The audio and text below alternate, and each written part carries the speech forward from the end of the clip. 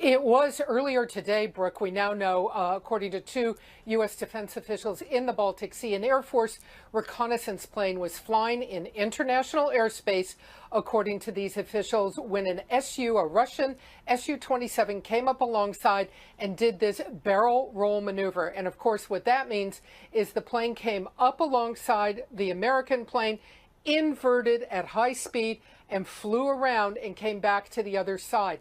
This is a very high-speed, very dangerous maneuver, and it's estimated the Russians came within 100 feet of the U.S. aircraft. The U.S. is very opposed to these kinds of maneuvers. They are very dangerous, the U.S. says, and they can lead to absolute disaster in the skies.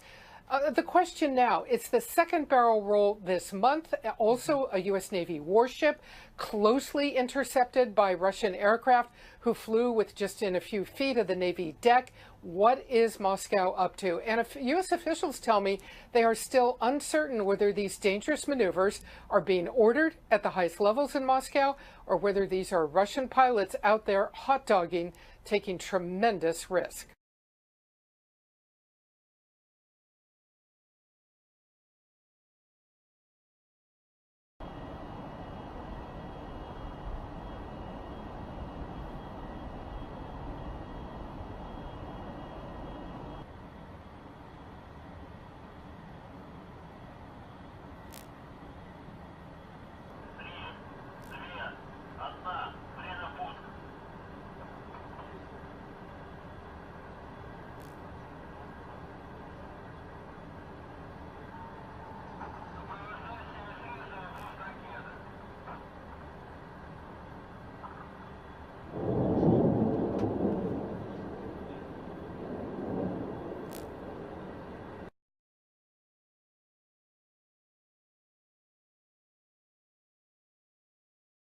This is something we know that North Korea has been working on for a long time.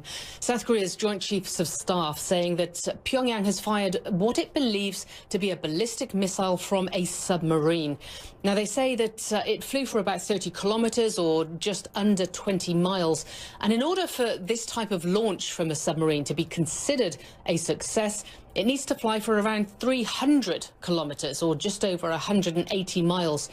Now, clearly, it fell far short of that, but South Korean officials are not directly calling this a failure, and with good reason. Every test that North Korea does takes it one step closer to its goal. It always learns something, no matter what the outcome. And of course, if in fact North Korea did manage to fire a ballistic missile from a submarine, no matter how far it went, that would be significant. One US official telling us just how worrying this development is for Washington, saying, quote, North Korea's sub-launch capability has gone from a joke to something very serious. The US is watching this very closely.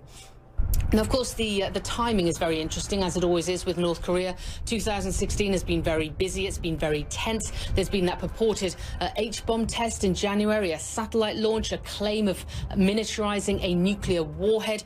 And of course, it just comes ahead of a very rare Congress, a Workers' Party Congress in early May, which hasn't been held since 1980 and will likely be used by leader Kim Jong-un to strengthen his power and his grip on power. And of course, South Korean officials believe that there could even be a fifth nuclear test ahead of that meeting. Paula Hancock's CNN Seoul.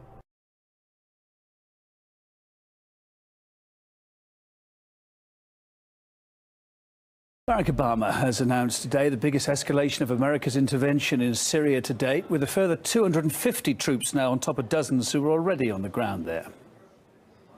A small number of American Special Operations Forces are already on the ground in Syria, and their expertise has been critical as local forces have driven ISIL out of key areas.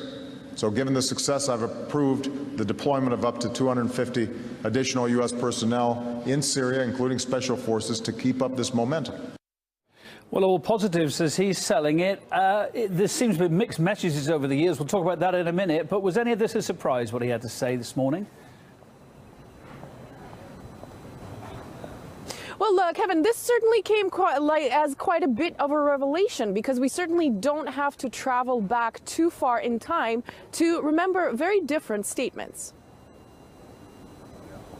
I do not foresee a scenario in which boots on the ground in Syria, American boots on the ground in Syria, would not only be good for America, but also would be good for Syria.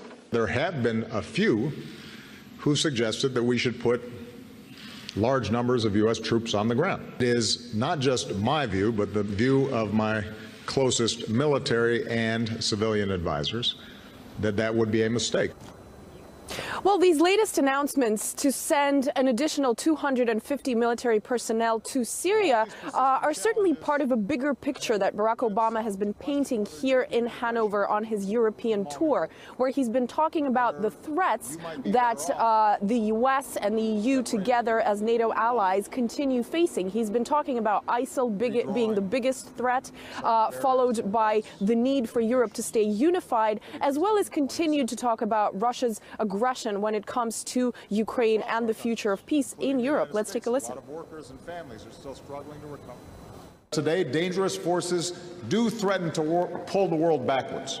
Barbaric terrorists have slaughtered innocent people in Paris and Brussels and Istanbul and San Bernardino, California. Russian aggression has flagrantly violated the sovereignty and territory of an independent European nation, Ukraine. And that unnerves our allies in Eastern Europe, threatening our vision of a Europe that is whole, free, and at peace. He's covered a fair bit already. What more's to come as we know it over there in Hanover? Well, Kevin, other European leaders are gathering here for talks later on today, where they're going to be meeting with Obama, Merkel, and the leader of France, the UK, and Italy are going to be getting together like old friends to discuss these and other issues. Migration, of course, terrorism is going to continue to dominate the agenda. Syria, Russia, all of this expected to take place during this tour by Barack Obama, which is kind of partially seen, despite the fact that NATO leaders are going to be meeting in Warsaw in July, as a sort of a goodbye tour, a nostalgia tour, because in his speeches and press conferences here in Hanover over the last 2 days, he has had this sort of sadder, nostalgic tone, looking back on his presidency, talking about how the U.S. and the world was able to pick up the pieces after the financial crash. He's been trying to convince people that the world is actually now better off now that his presidency is coming to an end. He's been talking about how security and privacy can walk hand in hand together, which has been quite ironic to see Angela Merkel just sitting 30 meters away from him, considering her phone conversations were wiretapped. So, you know, the leaders are getting together to discuss these issues, but a lot of it is seen as a sort of goodbye tour where Barack Obama is looking back and also trying to point out what he would like to see in the future.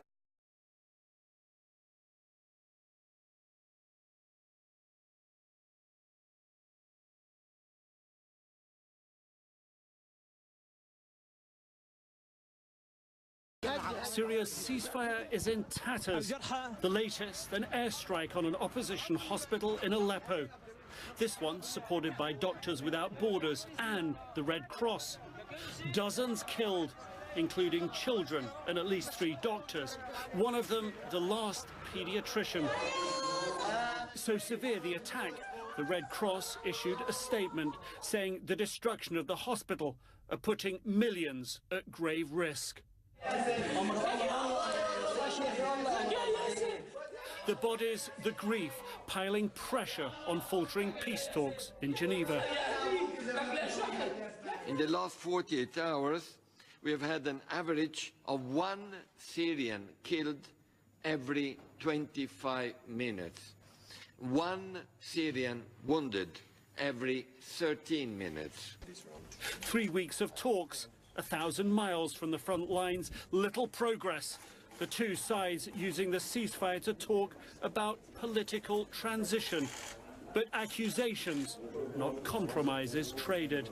The threats that emanated from the opposition who were here in Geneva before they sulked and got upset and left, these declarations were translated on the ground into attacks.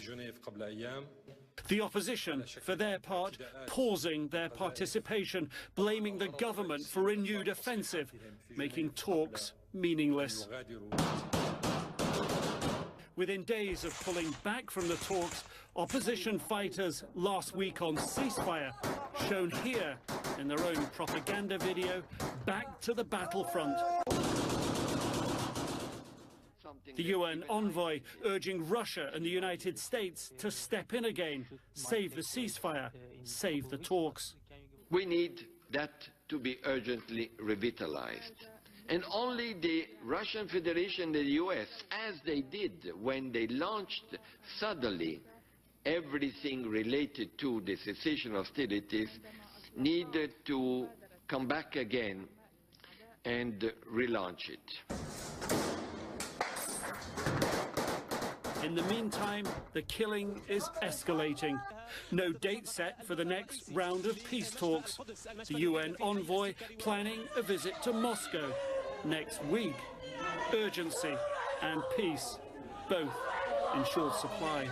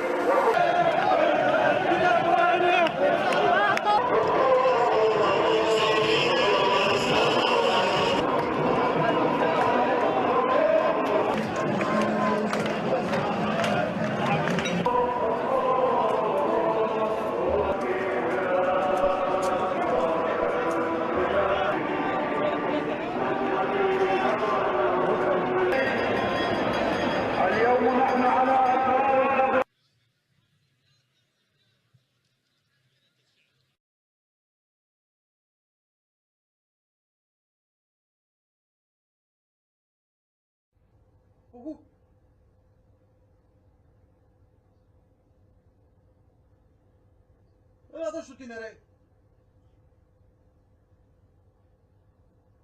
Ρε δώσου. Τους πούς και δεν έτσι πρέπει.